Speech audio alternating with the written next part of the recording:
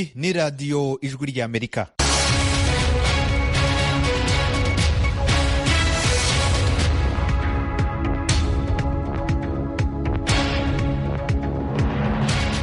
radiyo ijwi ry'Amerika ivugira i Washington DC mu Kirundi no mu Kinyarwanda. Mu Burundi mutwumvira ku mirongo migufi kuri metero 19 na metero 22, naho mu Rwanda turi kuri FM 104.3. Mwiriho neza nshuti mwese muduteze amatwi, ni Edi Rwema ubasuhuza kandi mbaha ikaze mu makuru yacu yo kuri iyi saha. Urukiko rukuru rw'ubucuruzi mu Rwanda kuri uyu wa kabiri rwaburanishije urubanza rw'uruganda rw'itabi PTC rwa nyakwigendera Assinapol Rwigara na banki ya Cogebanque. Mu rubanza rw'ubujurire uru ruganda rusaba ko uruhushya rwo kugurisha hoteli iri mu Kiyovu mu mujyi wa Kigali ruteshwa agaciro. Hari urubanza ruvuga yuko nta cyemezo na kimwe kizongera gutangwa ku ngwate, urukiko rukanazisubiramo. Ni urubanza rwaciwe muri 2017 tuvitegeko kugeza ubu twajya kurureba tugasanga nta kindi cyemezo cy'urukiko kigeze kiruvana. Uyu ni Maître Janvier Rwagatare wunganira umuryango wa Assinapol Rwigara.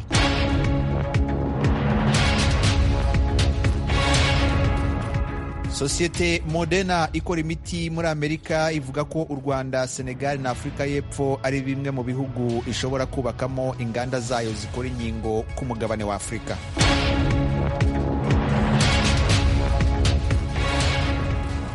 Muri Nigeria, abagore n'abana b'abakobwa 15 batorotse umutwe w'iterabwoba wa Boko Haram wari warabagize imbohe. Izo nkuru n'izindi twabateguriye ni mukanya, mugume ku maradiyo yanyu.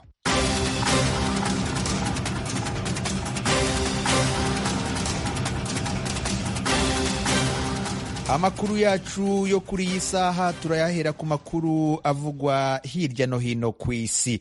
Muri Nigeria, abagore n'abana b'abakobwa 15 batorotse umutwe w'iterabwoba wa Boko Haram wari warabagize imbohe. Ni inkuru twateguriwe na Fidel Niyongabo. Bose uko ari 15 babonanye na buramatari wa leta ya Borno babagana Zulum ku mugwa mukuru wayo Maiduguri mu buraruko bw'igihugu. Zulum avuga ko uno munsi ari umunsi w'akamwemwe gakomeye kubona abo bafasoni n'abo bigeme bari banyurujwe n'abagwanyi ba Boko Haram bidegemvya muri iki gihe. Amenyesha ko umwidegemvyo wabo ukeshwa ibisabisho n'imigambi yerekeye kunywanisha no gusubiza abantu mu buzima busanzwe iriko ishirwa mu bikorwa. Atangaza ko afise icizere c'uko amahoro azohagarika umugumu kumaze imyaka 10 w'intagondwa z'umugwi Boko Haram, aho abantu ibihumbi n'ibihumbi bapfuye abandi baranyuruzwa, azoshikwa ko abo bapfasoni n'abigeme 15 bari banyurujwe mu kwezi kwa gatanu no muri uku kwezi kw'icumi k'uyu mwaka, igihe intagondwa z'umugwi Boko Haram zakora ibitero mu mihana yo mu mareta ya Borno na Adamawa. Ayo mareta uko ari abiri yarageramiwe bikomeye n'ubwicanyi bukorwa n'intagondwa. Bagiye n'amaguru iminsi 6 aho baciye mu mashamba y'ahitwa Buniyadi gushika batabagwe n'inteko zijeje umutekano. Baciye bajanwa muri leta ya Borno. Umugwi Boko Haram n'ishami rya leta ya Kisilamu ryo muri Afrika mu burengero ryawukomotse ko vyaratoteje abapfasoni n'abana mu bitero vyakozwe mu buraruko bushirira ubuseruko bwa Nigeria. Abana barenga 1000 baranyurujwe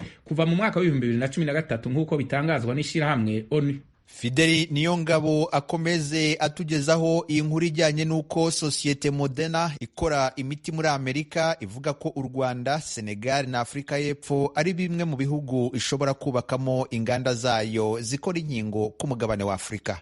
Ni mu gihe iyo sosiyete iriko irondera ikibanza ishobora gukoreramwo izo ncanco muri Afrika. Isosiyete Moderna mu ndwi iheze yaratangaje ko izokubaka ihinguriro muri Afrika rizokora incanco zishika ku miliyoni 500 ku mwaka, harimwo incanco zayo zo kwikingirikiza ca COVID-19. Ni mu gihe amasosiyete akora imiti ariko atera aremerwa kurushiriza kugira ahingurire imiti mu bihugu bikenye. Nuba Afeyan ari mu bashinze Isosiyete Moderna mu mwaka wa 2010 yatangaje mu kiganiro yahaye itororokanizo ry'amakuru ry'Ubwongereza ku munsi wa mbere ko igikorwa cyo guhitamwo igihugu kizokwakira ihinguriro ryayo kigiye gukomera. Muri iki gihe iyo sosiyete yatangaje imigambi yayo muri Afrika. Abahinga mu vyerekeye amagara y'abantu bavuga ko iyo sosiyete Moderna ishobora guhitamwo Rwanda, Senegal na Afrika y'Epfo kubera ivyo bihugu biza bifise ubuhinga mu bijanye n'incanco hamwe no kuzitunganya canke vyerekanye ko vyifuza gushiraho ihinguriro nk'iryo. Afrika y'Epfo isanzwe ifise ubushobozi mu bijanye n'ubushakashatsi bwerekeye ivy'amagara y'abantu n'amahinguriro y'imiti mu gihugu gihugu. Ikigo c'ubushakashatsi mu bijanye n'amagara y'abantu muri Senegal, Institut Pasteur, kirakora incanco za fièvre jaune, mu gihe u Rwanda rwerekanye ko rwifuza gukora incanco n'imiti. Mu gihugu cya Kenya haravugwa ubwiyongere bw'indwara zo mu mutwe nk'imwe mu ngaruka ya COVID-19. Abibasiwe cyane ni impunzi. Ibindi kuri iyi nkuru tubibaze mugenzi wacu Oriane Itangishaka. Mu gihe ku isi haraye hahimbajwe umunsi mpuzamakungu wahariwe kuzirikana indwara zo mu mutwe n'izindi ndengeramutima, muri Kenya amashyirahamwe y'abagiraneza ari mu bikorwa byo kugerageza gufasha impunzi zifise ibibazo vy'akabonge n'ivyo guhahamuka. Ni mu gihe impunzi zisanzwe ari umugwi w'abantu bafise ibibazo vyo guhahamuka kubera guta ingo zabo, ariko kandi ubu bagategerezwa guhangana n'uburyo buke bwo kwibeshaho bivuye ku kiza ca corona cateye isi yose. Eugene Bion, umuvugizi w'ibiro vya ONU bijejwe impunzi ku isi, ibibazo basanzwe bategerezwa guhangana navyo vyiyongereye. Ati twasanze inshuro zo kuvura ibibazo ndengeramutima dukora buri kwezi vyariyongereye cane, bica biba ngombwa ko twongereza igitigiri c'abaganga n'abahinga kugira bashobore gushikira ingo z'abantu mu buryo butandukanye, harimwo no kubahamagara ku matelefone. Ivyo vyose tubikora mu ntumbero yo gufasha impunzi kuvugwa ingwara zo mu mutwe kandi zironke n'abagira neza ku bibazo ndengeramutima zifise. Muganga Albert Chumo havura abagore n'abana avuga ko ikiza ca corona cavyuye ibibazo vya kera congera kizana ibindi bishasha vyo mu mutwe. Ati hari abantu bafise imiryango yabo, bafise abana ariko bakagenda babata, bakanavuga ko vyoba vyiza bitavye Imana kubera ukwihebura. HCR ivuga ko ibikorwa vyayo vyo kuvura abantu bafise ibibazo vyo mu mutwe biriko bigenda neza mu buraruko bwa Kenya, aho bariko barafasha abantu hakoreshejwe ubuhinga ngurukana bumenyi mbona nkubone bwa teleconference bwo kuvura umuntu mutari kumwe, aho bari mu bice by'uburaruko bwa Kenya. Mukomeje gutega amatwi radio Ijwi ry'Amerika ivugira i Washington DC mu Kirundi no mu Kinyarwanda. Umuryango w'abibumbye urasaba Libya gukora nketi ku bantu bo mu nzego z'umutekano zayo barashe abimukira mu cyumweru gishize. Ni inkuru twateguriwe nanone na Fidel Niyongabo. Inteko zijejwe umutekano z'ico gihugu zakoresheje inguvu z'umurengera mu guta mu mvuto abimukira b'Abanyafrika mu kurasa bamwe muri bo bariko bagerageza guhunga. Iyo nkuru yatangajwe n'ibiro vy'ishirahamwe ONU bijejwe agateka ka muntu no musi wa kabiri, mu gihe biriko bisaba ko haba itohoza kuri iryo koreshwa ry'inguvu z'umurengera n'ubwo bwicanyi. Abimukira n'impunzi ibihumbi n'ibihumbi bari barindiriye hanze y'ikigo c'ishirahamwe ONU ku mugwa mukuru wa Libya Tripoli mu misi ya vuba, aho bariko barondera ababafasha guhunga ico gihugu inyuma y'ivy'amashirahamwe ajejwe gutabara yise ikandamizwa rikomeye n'ubwicanyi vyakozwe ku bantu ibihumbi n'ibihumbi bahagaritswe. Abimukira n'abarondera ubuhungiro baratotejwe n'inteko zijejwe umutekano za Libya, nk'uko bitangazwa n'umuvugizi w'ibiro vy'ishirahamwe ONU bijejwe agateka ka muntu Marta Hurtado. Amenyesha ko ivyo vyavuyemwo ubwicanyi no gukomereka bikomeye, ukwiyongera ko abantu batabwa mu mvuto aho bafatwa mu buryo buteye agahinda, hamwe no kwirukana abantu bakarungikwa mu bihugu biri munsi y'ubugaragwa bwa Sahara batabanje kumvirizwa. Leta y'ubumwe muri Libya itangaza ko ihanganye n'ibibazo bitoroshe vy'abimukira binjira ku butaka bwayo mu buryo butarekuriwe n'amategeko, ivyo bikiyongera ku bibazo bijanye n'imibano na politiki hamwe n'ingaruka zavyo mu gihugu no mu makungu. Ikibazo cy'umupaka Ubuhinde butumvikanaho n'Ubushinwa kigiye gutuma Ubuhinde bwongera ingabo zabwo zibarirwa mu bihumbi mu birindiro biri mu misozi ya Himalaya hafi y'igihugu cy'Ubushinwa. Ni inkuru twateguriwe na Geoffrey Mutagoma. Kuba ibiganiro byahuzaga Ubuhinde n'Ubushinwa bitashoboye kugira icyo bigeraho, bivuze ko ingabo z'Ubuhinde zibarirwa mu bihumbi zizamara ikindi gihe cy'ubukonje muri iyo misozi miremire ziryamiye amajanja. Ibihugu byombi byaganiraga ku byerekeye umupaka ubihuza bitavugaho rumwe, ariko byananiwe kumvikana. Abasesengura ibya politike basanga Ubuhinde busanzwe bufitanye ikibazo cy'umupaka n'Ubushinwa ndetse na Pakistan, hakaba hiyongeyeho ko abatalibani basubiye ku butegetsi muri Afghanistan bushobora kuzahura n'ikibazo kitoroshye. Umwaka ushize mu kwezi kwa gatandatu, abayobozi bakuru b'ingabo z'Ubushinwa n'iz'Ubuhinde bagiranye ibiganiro bashobora guhosha ikibazo cy'ubushyamirane bwari bwabaye hagati y'ingabo zabo zari zakozanyijeho zemera kugerura. Gusa kuri iki cyumweru ibiganiro nk'ibi byananiwe kugira icyo bigeraho, buri ruhande rushinja urundi kuba nyirabayazana w'ibibazo. Ubuhinde bwavugaga ko Ubushinwa butigeze bwubahiriza icyo bwise ibitekerezo byiza bwatanze, naho Ubushinwa bukavuga ko Ubuhinde budashyira mu gaciro mu byo busaba. Ubuhinde bufitanye ikibazo cy'imipaka n'ibihugu bibiri bumaze kugaba ingabo zigera ku 50,000 zitwaje ibibunda bya rutura n'indege z'intambara mu karere ka Ladakh kavutsemo imirwano umwaka ushize.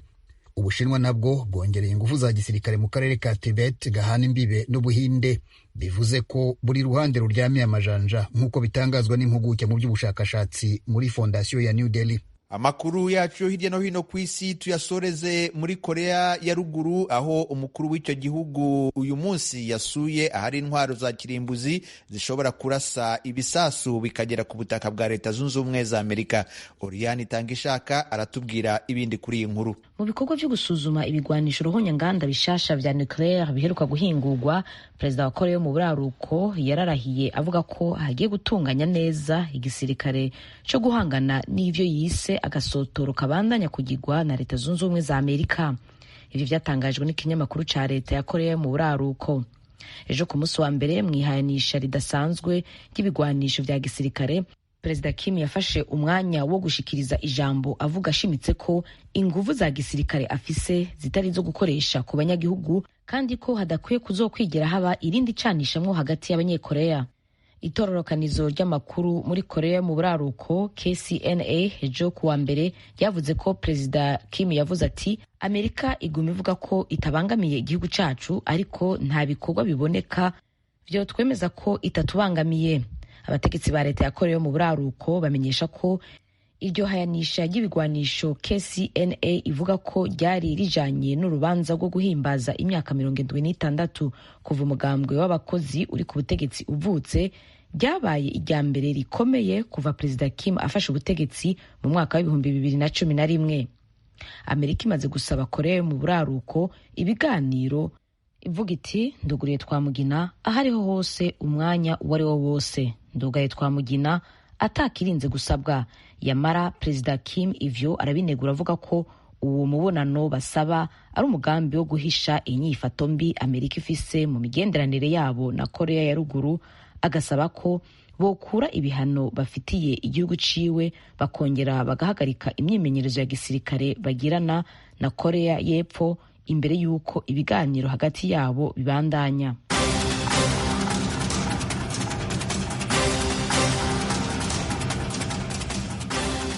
Barakoze bagenzi bacu batugejejeho amakuru avugwa hirya no hino ku isi. Tubibutse ko iyi mwumva ari radio Ijwi rya Amerika ivugira i Washington DC mu Kirundi no mu Kinyarwanda. Tubibutse ko mushobora kandi gukurikira ibiganiro byacu n'amakuru ku rubuga rwacu rwa internet kuri wa3.radio.voa.com. Mukanya turanyarukira mu karere k'ibiyaga bigari.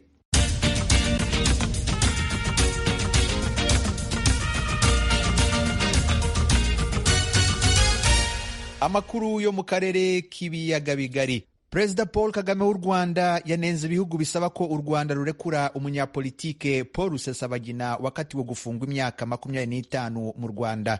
Mu kiganiro yagiranye n'umunyamakuru Steve Clemons ukorera ikinyamakuru The Hills cya hano muri Leta Zunze Ubumwe za Amerika ku ruhande rw'imirimo y'inama yiga ku mutekano ku isi, Perezida Kagame yavuze ko ibihugu bisaba Rusesabagina byirengagiza ibyaha yakoze kandi byarakoranye n'u Rwanda mu kumukoraho iperereza.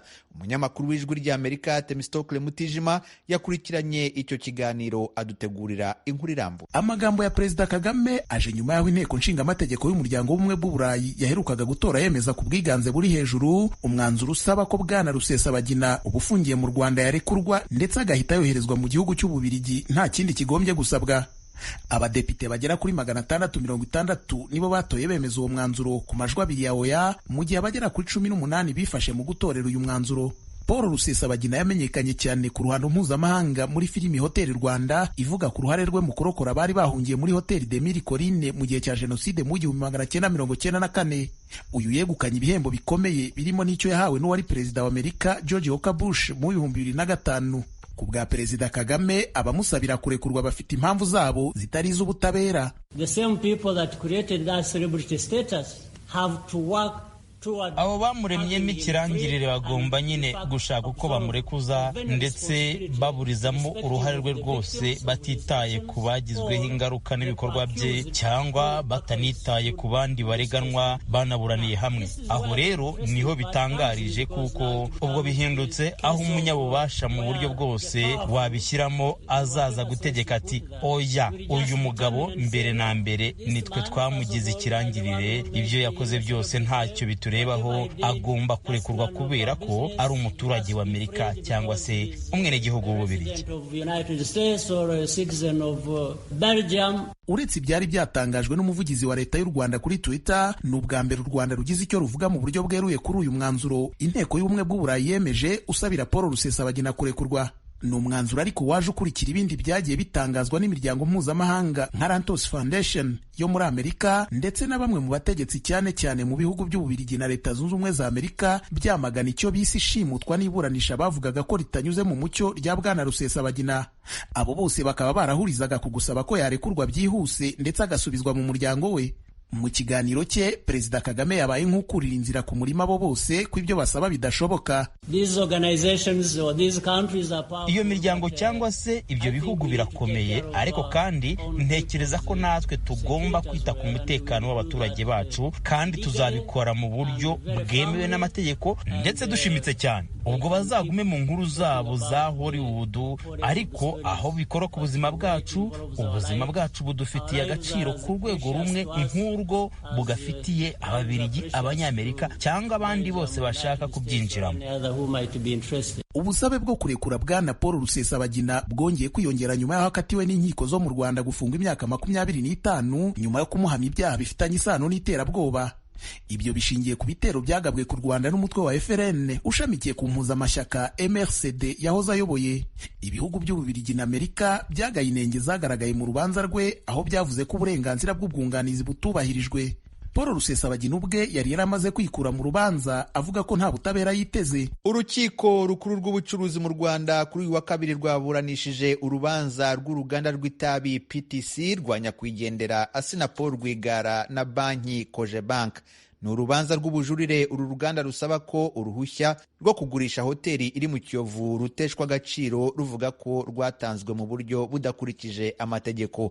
Avugana na mugenzi wacu Venuste Nshimiyimana, Maître Rwagatare Janvier wunganira PTC yatangiye amubwira uko urubanza rwagenze. Urubanza rwabaye turuvuyemo ubu rwose turiho tuvugana, rwagenze neza, buri ruhande rwagiye rutanga rwima zarwo. Yego. Ubwo dutegereje icyo icyemezo urukiko ruzafata. Mwaburanaga mwerekana yuko uburenganzira bwatanzwe bwahawe RDB bwo kugurisha iriya hoteli ya Premier Tobacco Company Limited cyatanzwe mu buryo butemewe n'amategeko. Uyu munsi ni izihe ngingo mwongeye kongeraho mushimangira izo mwatanze? Mu by'ukuri nta nazo, ahubwo twerekanaga yuko mu rukiko rukuru twaziburanye kubera yuko nyine habaye ramvwa, urubanza rugasubira muri Tribunal de Commerce. Birumvikana ko ibitaraburanishijwe mu by'ukuri nibyo byaburanishijwe uyu munsi. Ibyo bitaburanishijwe ni bihe? Ibyo umaze kuvuga yuko icyemezo cyatanzwe mu buryo butemewe n'amategeko, tukagenda twerekana impamvu. Rero ubu se nk'impamvu nyamukuru mwerekanye uyu munsi yerekanaga yuko icyo cyemezo cyatanzwe mu buryo butemewe n'amategeko niziye? Hari urubanza ruvuga yuko nta cyemezo na kimwe kizongera gutangwa ku ngwate, urukiko rukanazisubiramo. Ni urubanza rwaciwe muri 2017 ruva itegeko kugeza ubu twajya kurureba tugasanga nta kindi cyemezo cy'urukiko kigeze kiruvana. Tukavuga tuti mu gihe rero rugifite agaciro karwo, nta kuntu mwatanga ikindi cyemezo cyo kugurisha kandi urukiko rwarabihujije. Ni urukiko rukuru rw'ubucuruzi. Uretse kugaragaza yuko iryo tegeko ryo muri 2017 rivuga ko nta ngwate ishobora kongera kugurishwa, mwerekana ko urukiko rudashobora kwivuguruza, hari indi ngingo mwatanze yerekana yuko Cogebanque nk'uko mwari mwabwiye Ijwi rya Amerika yabahaye urupapuro rwerekana ko nta nguzanyo mufite. Iyo ngingo yo mwayigarutseho? Nk'uko nabikubwiye ubushize, usibye ko twayinyuzeho gatoya ariko nk'uko nabikubwiye ubushize urebye izarebwa mu rubanza mu mizi. Urubanza mu mizi ruzaba ryari? Mu rubanza mu mizi kuko hari ikirego mu mizi n'ubundi yewe bazanagikorera icyo bita mizaneta kuri 22 n'ejo bundi kuwa gatanu ngo tuzaba dutangira urubanza rwa fu. Aho rero niho hazaza iriya baruwa, haze uko yashubijwe, hazaza ibintu byinshi. Mukaba mwizeye yuko muzashobora gutsinda uru rubanza? Ngo abantu iyo bahura nayo babiri umwe aba yigiza nkana, ariko impatura zifite zihagije ku buryo zaduha icyizere ku ruhande rwacu. Twebwe icyo tuba dutegereje ni icyemezo cy'urukiko, kandi uko kije cyo kose turacyakira. Maître Rwagatare Janvier, wunganira Premier Tobacco Company Limited ya nyakwigendera Asinapol Rwigara, ndagushimye cyane kubw'aka kanya uhaye Ijwi ry'Amerika. Akoze Venise, akoze. Hagati aho uwunganira banki Cogebanque Maître Henry Pierre Munyangabe mu butumwa bugufi yohereje Ijwi ry'Amerika abajijwe uko yireguye mu rubanza aburana na PTC, yashubije agira ati twasubiyemo ibyo twavuze mu rukiko rukuru rw'ubucuruzi, twese twakoresheje imyanzuro y'ubushize. Amakuru Ijwi ry'Amerika ryabonye avuye mu rukiko yemeza ko uwunganira Cogebanque yabajijwe n'umucamanza aho cyamunara igeze, amusubiza ko cyamunara ya gatatu yarangiye kuri uyu wa kabiri hatabonetse umuguzi. Tukivuga amakuru ajyanye n'ubutabera, umushinjacyaha mu Rwanda yasabye urukiko rwisumbuye rwa Nyarugenge igifungo cy'imyaka 7 n'igice ku bagabo babiri baregwa muri dosiye ya nyakwigendera Kizito Mihigo. Yasabiye uwa gatatu bareganwa igihano cyo gufungwa amezi 6. Bose bashinjwa ko bagerageje gukicisha Kizito Mihigo baciye mu nzira zitemewe n'amategeko mu mwaka w'2020. Umunyamakuru w'Ijwi ry'Amerika Eric Bagirubusa yakurikiranye uru rubanza. Nakubwira ko magingo ya ubushinjacyaha bumaze gusobanura imiterere y'ikirego burega abagabo batatu baregwa gushaka gutorotsa umuhanzi w'icyamamare nyakwigendera Kizito Mihigo. Ubushinjacyaha burega burumye uruhare rwe ruhereye kuri Harerimana Innocent ngafunganywe na Kizito Mihigo, bumurega ko ari we wagejejweho umugambi wo gukodesha imodoka yagombaga kubatwara. Gusa Harerimana Innocent bakavuga ko muri rusange umugambi wo kubatorotsa atarawuzi kubera ko ngo Kizito Mihigo yamubwiye ko bari bagiye mu bitaramo Musanze, kugeza naho mu kwiregura kwe avuga ko bageze hariya mu karere ka Nyaruguru Ikibeho bamukodeshereje icyumba abandi bagabo babiri ndetse n'umuhanzi Kizito Mihigo bo barara muri chapelle banoza umugambi wo gutoroka. Muvuga ngo rero harimo n'uwitwa Ngayabahiga Joel ari nawe wagejejweho umugambi wo gushaka inzira yo kunyuramo mu karere ka Nyaruguru, ariko awugezwaho n'uwari umukozi wa Kizito Mihigo ari we Jean Bosco Nkuzimana. Abo bombi rero icyo cyaha baracyemera, ariko bagahakana icyaha cyo gutanga indonke cyangwa se ruswa. Uwitwa Jean Bosco Nkuzimana we yavuze ngo ni ibintu ubushinjacyaha bwahimbye, aravuga ngo icyo ni ikinyoma cyambaye ubusa mu magambo ye. Ni ukuvuga ngo rero ubushinjacyaha buvuga ko bwasanganye uwo Jean Bosco Nkuzimana amafaranga 420 y'amanyarwanda ndetse n'amadolari 300 y'abanyamerika, buvuga ko bagombaga gukoresha mu gutanga ruswa bamaze kwambutsa umuhanzi nyakwigendera Kizito Mihigo. None niki kigiye gukurikira ahubwo impande zombi zarangije kwisobanura? Kugeza ubu ngubu nakubwira ko nsotse mu cyumba cy'urukiko hariho Maître Brice Bikotwa wunganira Nkundimana Jean Bosco avuga ko icyaha cyo gutanga intonke ibimenyetso ubushinjacyaha bugaragaza bidafatika. Nakubwira ko rero nyuma namara kugira icyo asobanura mu rwego rw'amategeko kuwo yunganira Jean Bosco Nkundimana wari umukozi wa nyakwigendera Kizito Mihigo. Ubushinjacyaha bushobora gusubirana ijambo noneho bugasaba ibihano kuri aba bagabo bombi baregwa gushaka gutoroza umuhanzi w'icyamamare nyakwigendera Kizito Mihigo. Eric bagira ubusa, watwibutsa muri make icyo abo bagabo baregwa ndetse n'igihe bafatiwe? Abagabo uko ari batatu bararegwa icyaha cyo kuba igiso mu kwambutsa cyangwa kwambuka banyuze mu buryo butamewe n'amategeko. Nkakubwira ko bafashwe mu mwaka w'2020 mu kwezi kwa kabiri, bakaregwa ko bashaka kwambutsa nyakwigendera Kizito Mihigo no gutanga ruswa muri icyo cyaha.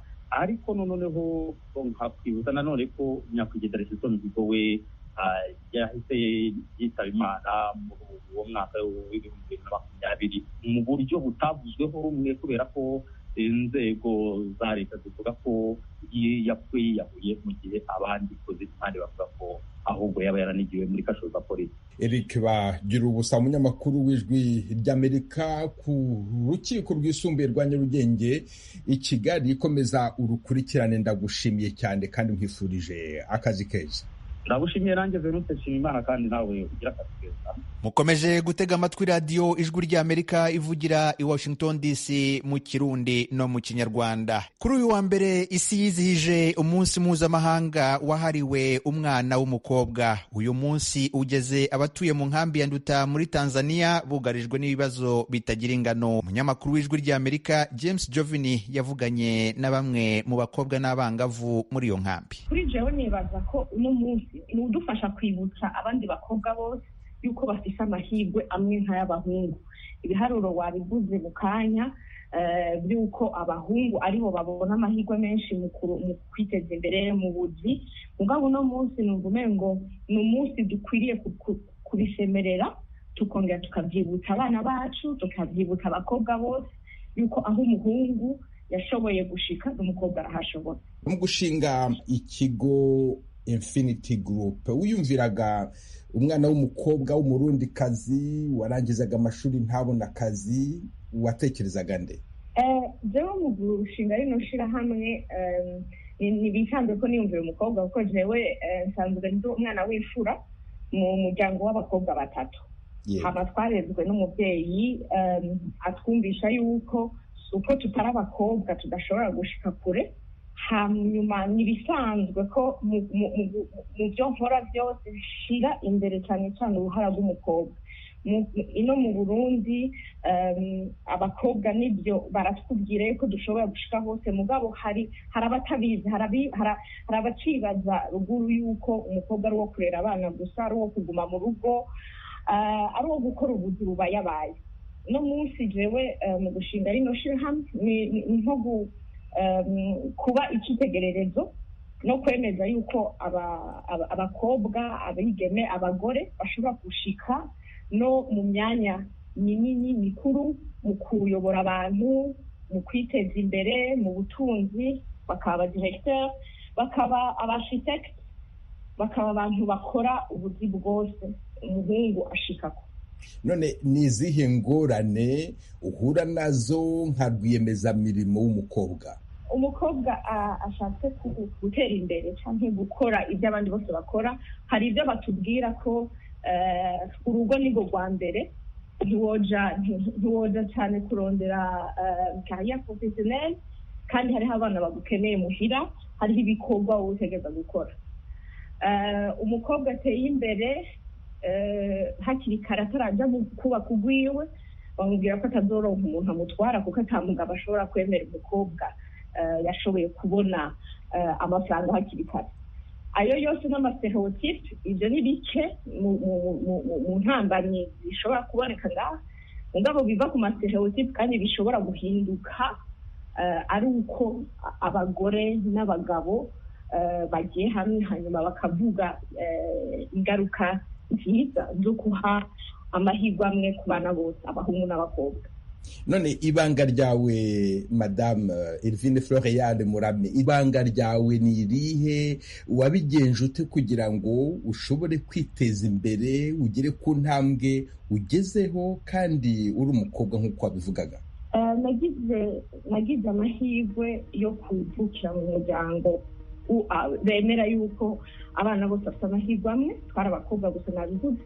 ngira amahirwe yo kwiga ku ishure lycée du Saint-Esprit nko muri secondaire, hama batubwira yuko excellence ari cyo kintu ca mbere, hanyuma batwigisha ko nta muhungu nta mukobwa. Shuti muduteze amatwi, aha niho dusoreje amakuru yacu yo kuri iyi saha. Ndabashimira ko mwahisemo gukurikira Ijwi ry'Amerika. Nshimira na bagenzi banjye bamfashije gutegura aya makuru. Washyize hamwe aya majwi ni Dieudonné Cyubahiro. Amakuru yarahagarariwe na Frederic Nkundikije, naho kuri mikoro mwari kumwe nanjye Edi Rwema wabafashije kuyakurikira. Mbasezeho mbifuriza amahoro n'amahirwe.